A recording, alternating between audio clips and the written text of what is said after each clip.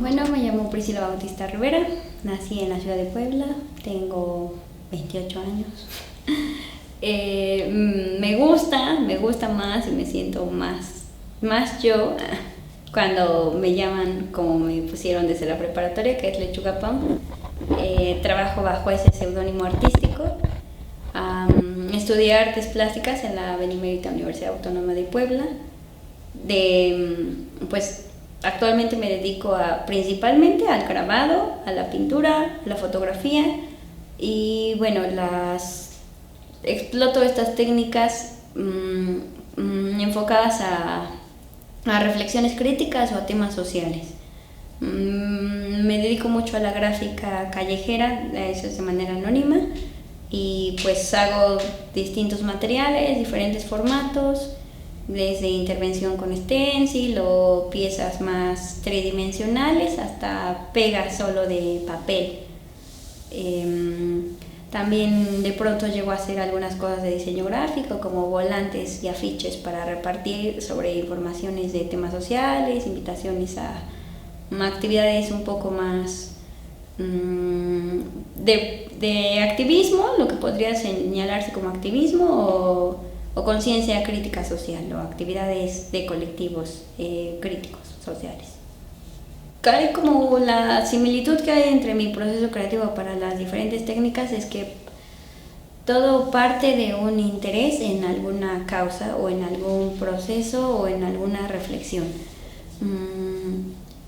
Procuro que mi obra se centre en temas sociales, a veces no es así, hay obra que tengo que simplemente fue porque soñé con alguna cosa, con algún elemento y disfruté tanto eso que lo trabajé un poco más, reboceté y ya está, y eso pues no tiene una carga cultural ni nada. Bueno, sí, una carga cultural, la carga cultural está, pero no tiene una carga como de denuncia social o de una postura política. Entonces eso es más... lo llego a hacer de manera recurrente, pero no lo comparto mucho porque no siento que se familiarice mucho con el tema que trabajo en mi obra. El tema que trabajo en pues, los diferentes medios que ocupo regularmente es me intereso o me entero de alguna noticia, un tema, pues trato de estar leyendo diferentes textos, ya sea literatura y noticias también. No me centro solo en noticias, sería muy triste mi vida si solo hiciera eso. Leo literatura, diferentes cosas, y a veces en estos análisis o reflexiones o revisiones encuentro algunas cosas que me generan interés y empiezo a investigar más, y eso me lleva a alguna cosa que ignoraba por completo y empiezo a investigar mucho, a tomar anotaciones. Mientras voy tomando anotaciones o voy haciendo mis notas, me vienen a la idea imágenes. Creo que lo puedo asociar más así como imágenes, como que me imagino cosas, voy haciendo los apuntes de qué me imaginé. A veces estas ideas las dejo así, muy rara vez las dejo así en bruto. Regularmente las trabajo un poco más porque pienso, bueno, esto podría funcionar para este tema o quizá no para este tema, pero para otro. Todo boceto que tengo lo anoto, toda idea que tengo la anoto, y a veces cuando incluso no tengo inspiración reviso así mi carpeta de muchos dibujos feos. A veces llego a dibujar, no sé, en una servilleta, en un plástico o tomo una foto y le hago anotación, bueno, dibujo virtualmente en el celular, ¿no? Hago eso, y cuando estoy como no tengo muchas ideas, no tengo mucho ánimo, no estoy muy concentrada, porque regularmente me pongo a leer y voy anotando, ¿no? ¿Qué me interesa? ¿Qué tema me interesa? Pero cuando no tengo esa concentración ni esa paciencia ni esa pues actitud de trabajar mucho en una idea, reviso estos bocetos que tengo y a veces veo que alguna de las ideas que tuve funciona para otro proyecto, entonces la retomo, vuelvo a editar estos bocetos, le agrego anotaciones. Yo procuro hacer un boceto, o más bien el primer boceto que hago lo guardo, y ese boceto, cuando quiero volver a trabajar esa idea, lo replico, ya sea le tomo una foto y lo imprimo, o le saco una copia, o lo vuelvo a dibujar en más grande y hago pruebas de color. No sé, pienso, bueno, esto me gustó, voy a hacerle unas adaptaciones. Vuelvo a bocetear, le agrego elementos y si me gusta le empiezo a añadir color. Pruebo con acuarela o gises cómo se vería con tales tonos o con plumones. Y ya que encuentro una paleta que creo que me gusta, procuro antes de hacer una pieza hacer como una revisión de la teoría del color, de la psicología del color, para ver si ese color que elegí se asocia bien a lo que me interesa que el tema muestre o la expresión. Cuando es una pieza muy seria trabajo así, pero no necesariamente trabajo así siempre, porque hago algo que llamo gráfica solidaria. Son intervenciones callejeras con un grupo de compañeras, compañeros, y van enfocadas a compartir mensajes con la población que se encuentre con eso, pero estos mensajes tienen que ser accesibles a la persona que los mira. Retomamos iconos y los intervenimos para que sean como algo denostativo de ese icono, porque justo lo que queremos es denunciar una cosa muy específica, y a veces el icono por sí solo no funciona, entonces también hacemos afiches, pequeña información en formatos de una hoja por ambos lados, y la repartimos, hacemos jornadas de boicot y cosillas así. Entonces cambia mucho el proceso que tengo para cada cosa, porque desde lo colectivo no trabajo igual que en lo individual. En lo colectivo nos enfocamos a que el mensaje sea claro para una población específica. Quizá tiene un proceso más como diseño gráfico, que tienes un público al que quieres dirigir cierta información, y las palabras que empleas, la distribución, la letra que eliges incluso, debe ser accesible, fácil de leer, no debe tener tanta carga. Entonces cambio mucho como mi proceso, pero básicamente es lo mismo. O sea, reviso, tomo notas, hago bocetos, boceteo esos bocetos, hago las pruebas de color, y ya al final pues depende. En lo colectivo, las piezas sé que no van a tener una calidad técnica ni estética que me va a satisfacer a mí personalmente, porque como son piezas colectivas hay muchas manos que están interviniendo y no todos tienen la destreza o el cuidado de usar ciertos materiales, así que esas piezas pues no las firmo, casi no las subo a internet, y bueno, pues tienen como deficiencias estéticas y técnicas, pero están y funcionan. Y ya las piezas que hago para mi portafolio personal o mi obra personal, o mi nombre de artista para hacer un book, o lo que hablaría por mí para convocatorias y eso, regularmente soy muy exigente, incluso como muy perfeccionista. Procuro que tenga como todos los detalles que yo quiero, y si la pieza no queda exactamente como yo quiero, aunque haya quedado un poco bien, a veces no me gusta, la repito hasta que esté un poco más satisfecha. Hay veces que algunas piezas no me gustaron técnicamente como me quedaron, o sea, sí me gustan, pero no tanto.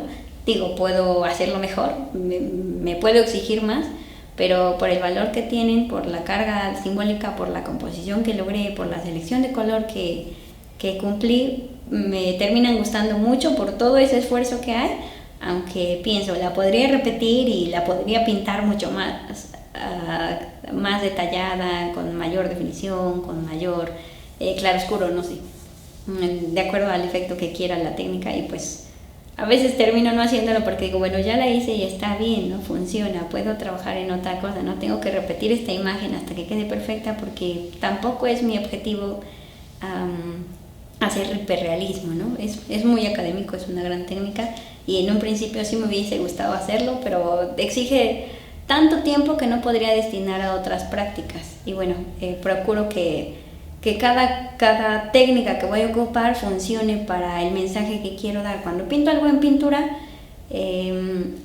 como la pintura no es algo que puedas reproducir masivamente, procuro que los temas o los tonos o los colores tengan un efecto más cálido, porque es lo que percibes a través de la vista, ¿no? Entonces con la pintura me enfoco mucho en el color, para que el color sea algo que te guíe muchísimo, algo que te genere una sensación o un ambiente, o te recuerde algún pues evento más que una emoción.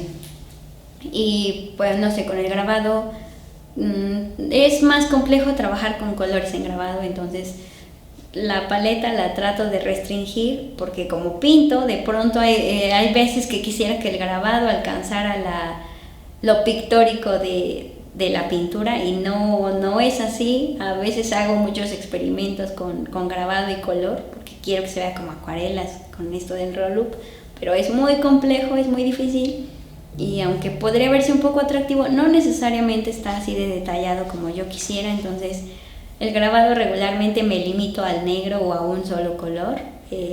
Sí es un contraste pues muy violento entre el cambio de la pintura y el grabado. Con el grabado procuro pensar en blanco-negro para no tener estos problemas con el color, porque el grabado en el color es más parecido a la distribución que usan los diseñadores gráficos, que no tiene estas cualidades que la pintura sí tiene. Y ya en la foto, pues he hecho, ya en mi revisión como en talleres y eso, el señalamiento que siempre me hacen es que en la foto no exploro mucho. Es cierto, soy muy tradicional en foto y trabajo más con composiciones como de pintura, o sea, muy clásicas, muy tipo bodegón. Entonces, las técnicas en las que siento que he proliferado más, he tenido también ganas de experimentar más, son la pintura y el grabado.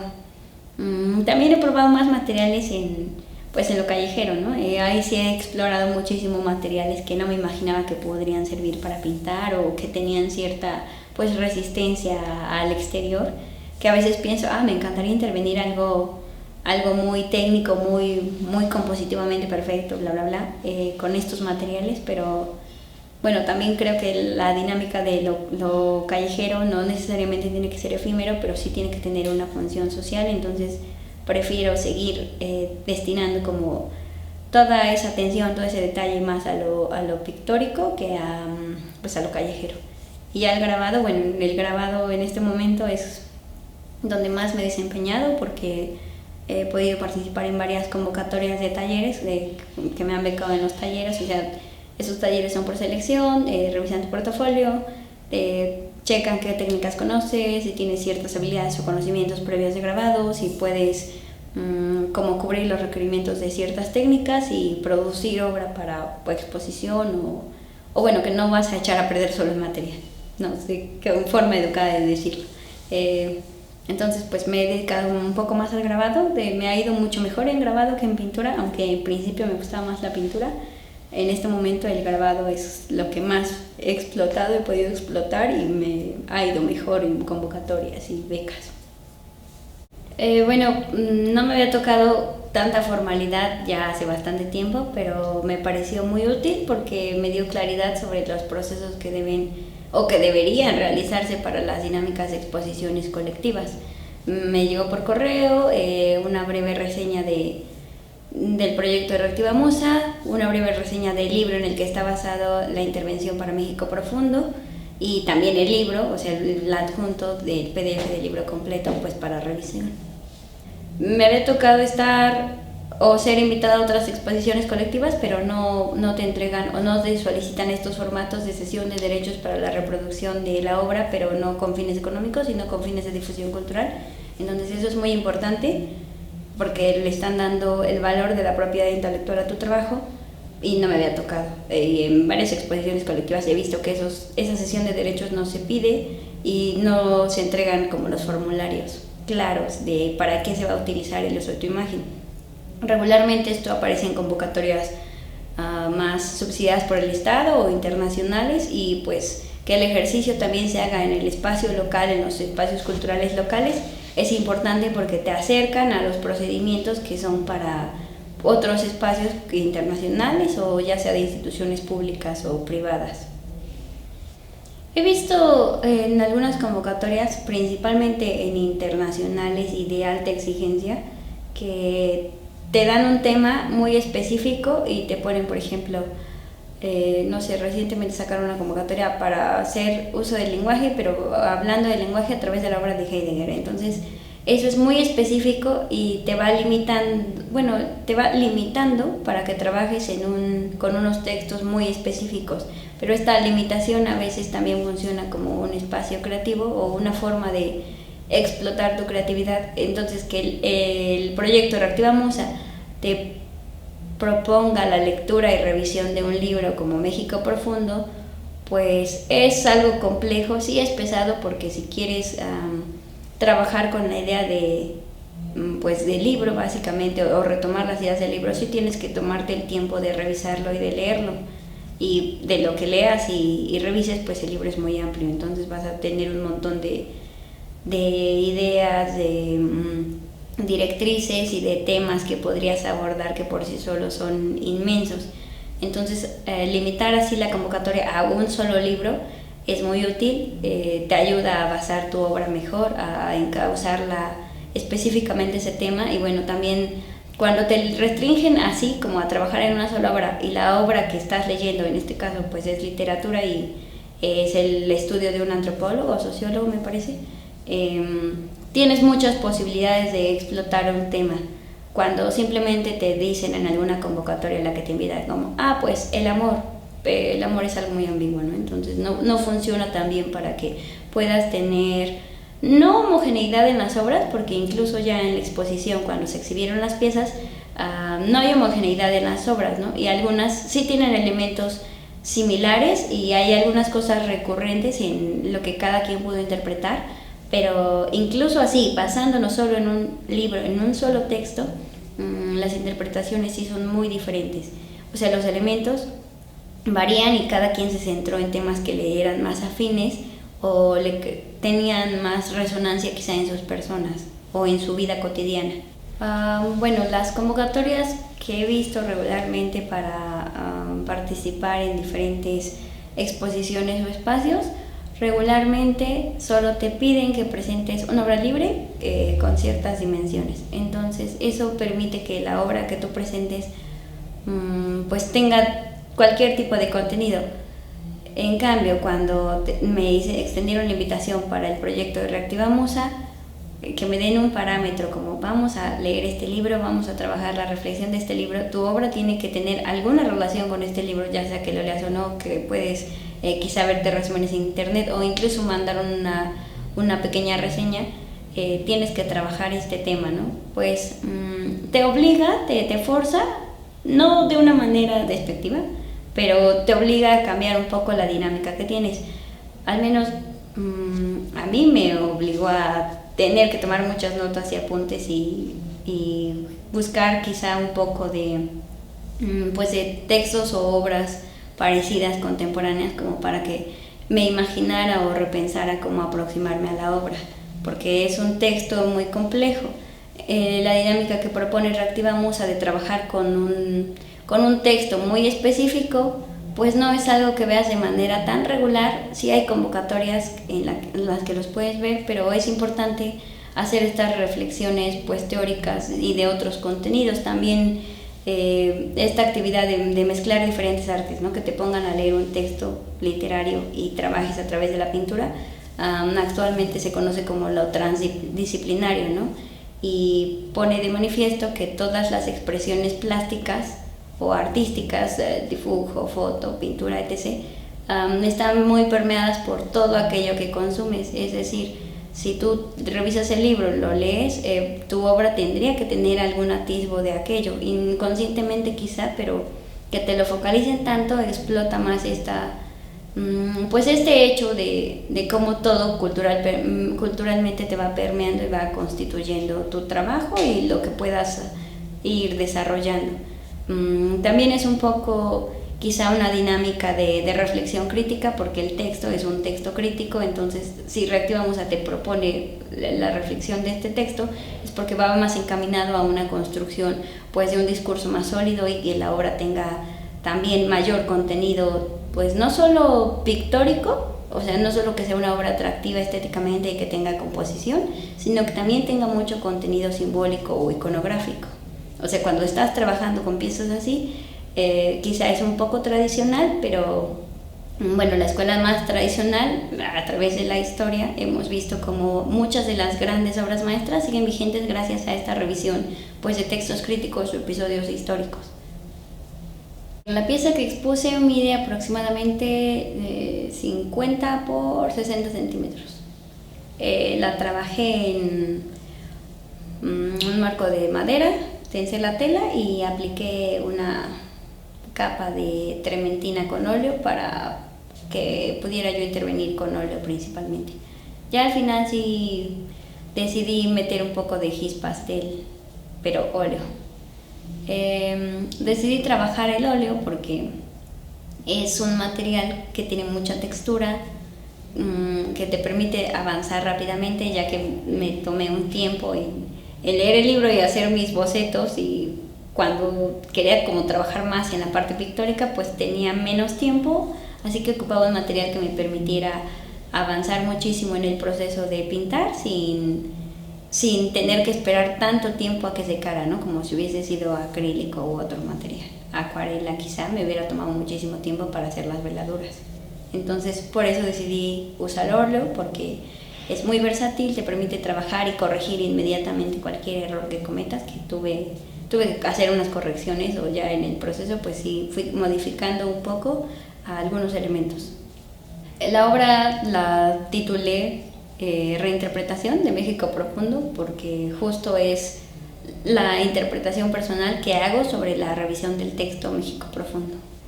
Leí el libro completo, fue una lectura pesada. Me gusta leer teoría social y pues algunos textos antropológicos y sociológicos, pero este libro tenía una cantidad de elementos, de referencias históricas increíble. O sea, terminé aprendiendo muchísimo sobre problemas de colonialismo y de expolio en todas sus maneras, cultural, antropológico, en la actualidad, que están presentes solo a través de la revisión del libro de México Profundo. Regularmente he estado trabajando con el tema de Palestina contra el genocidio, ya llevo varios años trabajándolo. Entonces el libro de México Profundo habla mucho sobre cómo la colonización, cómo los entes colonizadores se mantienen a través de la violencia y de la capacidad de matar a más personas. Y pues todos los datos que he leído sobre Palestina, Antonio Bonfil hace como un manual, o sea, no un manual para replicar, sino un manual de denuncia de todos los actos que son genocidas y están enfocados a acabar con pues una cultura viva o eliminar los rasgos culturales de ciertas poblaciones, ¿no? Específicamente en México Profundo habla mucho de las diferentes poblaciones que en México están negadas y existen, y cuando haces la reflexión dices, actualmente también y cada vez surgen más estas pequeñas poblaciones y están más segmentadas y están más inconscientes de su historia, de su aún cultura heredada, ¿no? Entonces es un texto muy, muy fuerte. Tuve que leerlo unas 2 veces, hacer muchísimos apuntes, decidir qué elementos ir retomando de acuerdo a los apuntes que iba haciendo. Yo regularmente cuando trabajo en alguna pieza me pongo a leer mucho y tomo diferentes textos. En este caso la verdad no tuve que leer otra cosa, tuve que leer y leer los apuntes, y ni siquiera eran apuntes míos, o sea, no me puse a transliterar o parafrasear partes del libro. Subrayé, copié y hice notas, y de acuerdo a eso iba tratando como de resumir esos subrayados, que eran casi 3 hojas juntas de texto. Entonces tuve muchísimo trabajo, no tuve que leer otros textos. Y había muchísimos elementos para retomar. Yo específicamente me quise centrar en como elementos más actuales, pero pensando en estas composiciones de las láminas con las que crecí, que eran para informarte sobre procesos históricos, ¿no? Tienen unas composiciones rectangulares y siempre eran vistas aéreas. Pensé mucho en eso porque en el libro mencionan que la cultura tolteca es la madre de Mesoamérica, ¿no? La madre de la cultura mesoamericana. Y dije, bueno, eso es como la base, puede ser el cimiento de lo que puedo interpretar para exponer un poco lo que es el México Profundo. Así que retomé una cabeza tolteca y la puse a 3/4 de mi composición, porque quise replicar una vista pues un poco aérea, no completamente aérea, pero sí quizá como desde un rascacielos. De hecho, en la parte, en el primer plano, está la silueta de un hombre blanco fumando, porque es recurrente que todo proceso de expolio, de colonialismo, siempre estén los blancos y los occidentales ahí desde la comodidad de los rascacielos y lejos de todo el polvo y la inmundicia dictando cómo destruir y cómo imponer. Entonces pongo a este hombre blanco de espaldas, lo pongo fumando porque el humo luego va contaminando todo a su paso. Y en un lado izquierdo tengo la plaza de Tlatelolco, que justo en el libro de México Profundo hacen referencia a que es un espacio pues milenario. También históricamente ahí han ocurrido masacres muy importantes. La caída de Tenochtitlan fue ahí, y también años después, en el 68, la masacre de Tlatelolco. Entonces por eso retomé esta plaza, porque es muy importante y cualquiera que visite la Ciudad de México tendría la responsabilidad de ubicar que es un espacio histórico e importante para pues nuestra civilización y nuestros antecedentes como una cultura heredada. Entonces puse esa plaza en vista semiaérea, y ya al fondo cambié la perspectiva para que genere un shock como de que algo no está bien, ¿no? Porque son dos mundos que están en constante confrontación. Puse multifamiliares con un montón de autos y maquinaria que se utiliza regularmente para construir. También puse una grúa moviendo la cabeza tolteca. La cabeza tolteca no tiene nada que hacer en Tlatelolco, pero la puse ahí justo porque la están movilizando para quitar lo que no tiene cabida en el mundo occidental, ¿no? Entonces por eso retomé estos elementos. Específicamente la maquinaria, puse ahí la marca de CAD porque CAD actualmente es una de las empresas que financia más genocidios y presta sus grandes maquinarias para destruir casas en Oriente Medio, específicamente en Palestina. Entonces aquí no es la diferencia. Esas empresas han prestado sus servicios para destruir espacios arquitectónicos que no están registrados y sin embargo son ruinas muy valiosas para la historia, pues nuestra historia como mexicanos o como la cultura sobreviviente de lo mesoamericano. Entonces esos son los elementos que retomé.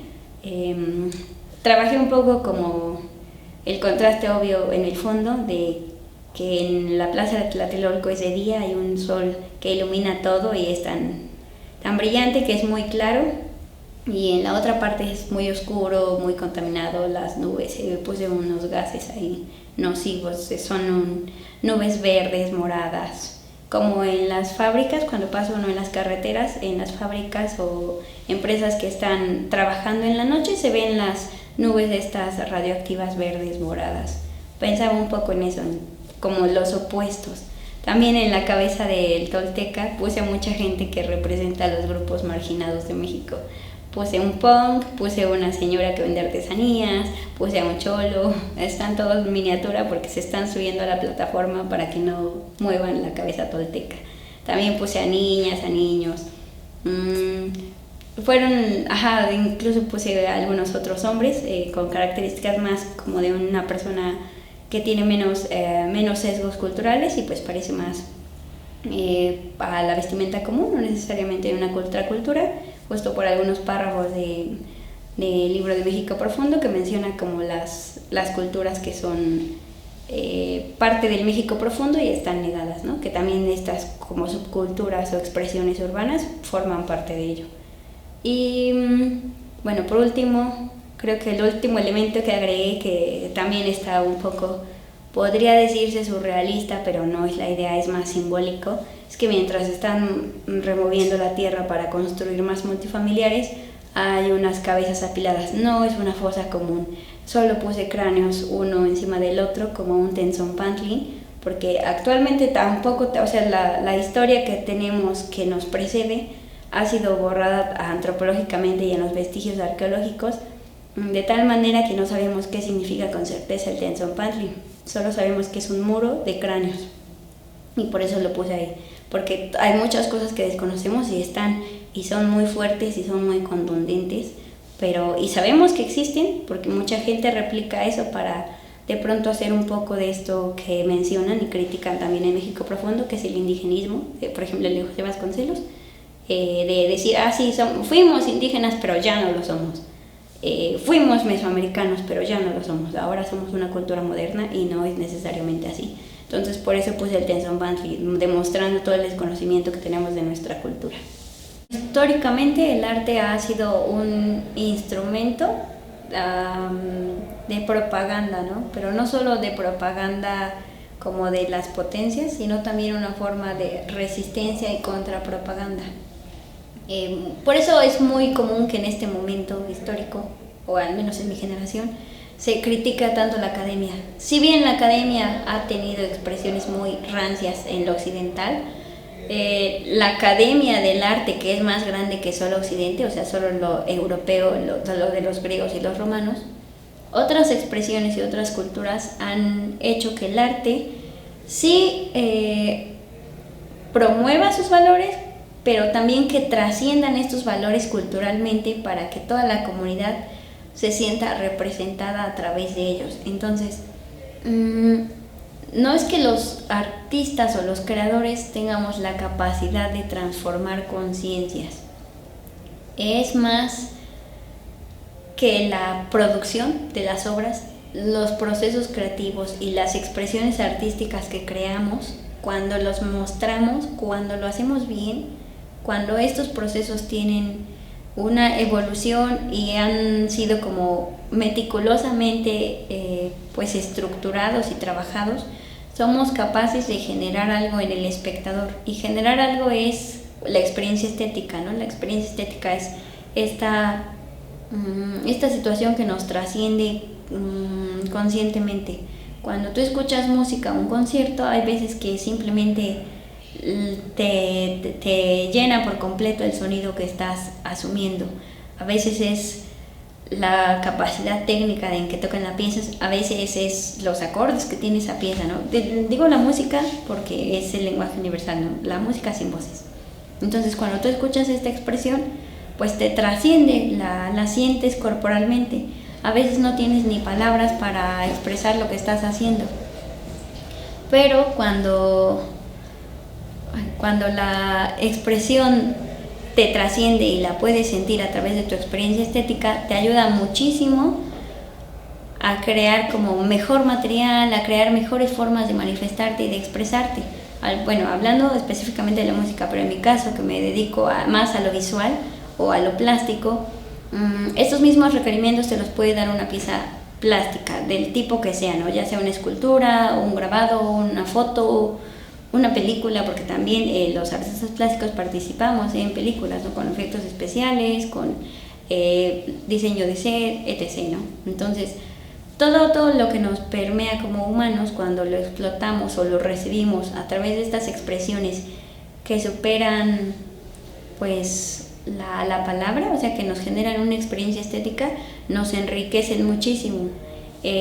Nuestra labor, bueno, hay un texto que a mí me gusta mucho, que se llama ¿Qué es el arte?, de León Tolstoy, ¿no? Tolstoy pues era un socialista marxista durísimo, pero él justo habla del compromiso y el deber que tiene el artista para mostrar la realidad, hablar de la realidad y generarte un proceso de conciencia a través de estas experiencias estéticas que tú solo puedes recibir si o sea, solo puedes tener una experiencia estética buena o de calidad o quizá de trascendencia, o sea, espiritualmente hablando, si esta expresión artística, si esta expresión creativa tiene un gran proceso y un gran contenido. Si es algo plano, no va a generarte una expresión ni una experiencia estética, ¿no? Por eso cuando te enfrentas al arte con mayúsculas, a mucho de lo que ya está consagrado históricamente, pues lo vives y dices, wow, ya, o sea, no tienes palabras, pero sabes que es arte porque lo estás experimentando. Entonces, León Tolstoy decía esto, ¿no? Que el artista tiene el deber de mostrar la realidad, de hablar de la realidad y de manifestar eso que a veces el lenguaje escrito no puede, ¿no? Por eso tenemos todas estas expresiones humanas, porque necesitamos formas de compartir lo que percibimos, lo que absorbemos, lo que leemos, lo que consumimos, transformar esto en otras cosas, en cosas que nos superen como personas incluso, ¿no? Y bueno, no solo él, también este teórico McLuhan hablaba mucho de eso, que el artista era como un conductor que podía ver la realidad a través del espejo retrovisor, es decir, que el artista ve al espejo retrovisor y está viendo en opuesto, ¿no? En el espejo. O sea, el artista es como, está viendo al futuro sin saber bien qué pasa en el futuro, pero está viendo a través del espejo retrovisor el pasado. Entonces, mientras mira el futuro, está viendo también el pasado, y esta unión de elementos muchas veces o históricamente hace que muchas piezas tengan mucho contenido o sean unos referentes de los procesos sociales y de la humanidad, porque son capaces de asimilar y contener tantos símbolos, pues tanta iconografía, tanta historia, tantos procesos en un lienzo, ¿no? En una pintura. Por eso muchas de las bellas artes, específicamente de las pinturas como de Delacroix o Goya, son tan trascendentales, porque aglomeran estos procesos y estos íconos. También incluso artistas más contemporáneos, pues ya de las vanguardias artísticas, lograron crear estas expresiones, ¿no? El famosísimo Guernica de Picasso, cómo habla de la guerra y cómo, a pesar de que es un proceso de abstracción tan complejo, o sea, tan poco aproximado a la realidad como la percibimos de manera regular, te lleva a esta reflexión, ¿no? De las repercusiones de la guerra, ¿no? De un genocidio. Entonces todas estas expresiones sí tienen un valor que supera incluso leer un texto panfletario, porque pues como estas expresiones no se limitan a un solo lenguaje, a un solo vocabulario, a un solo idioma, pueden trascender, te pueden generar esta experiencia estética.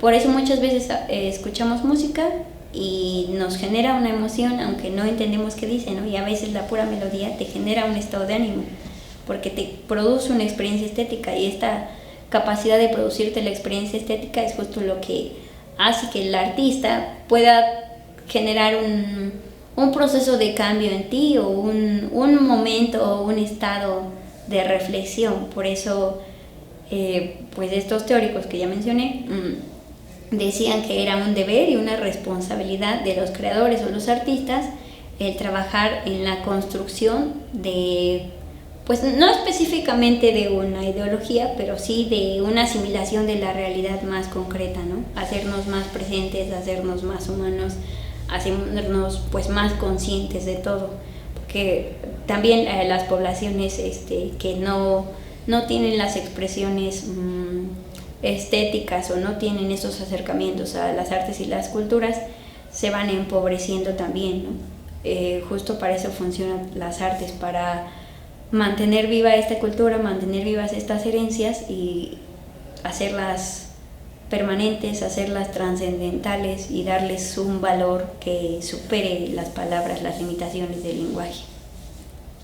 Yo principalmente me centro en estos dos autores porque son los que hablan justo de el deber del artista como creador, ¿no? La influencia social que podemos llegar a tener, principalmente porque lo que hagan puede trascender, no necesitan un lenguaje, un solo idioma, ¿no? Sino que tienen todos estos elementos para comunicar.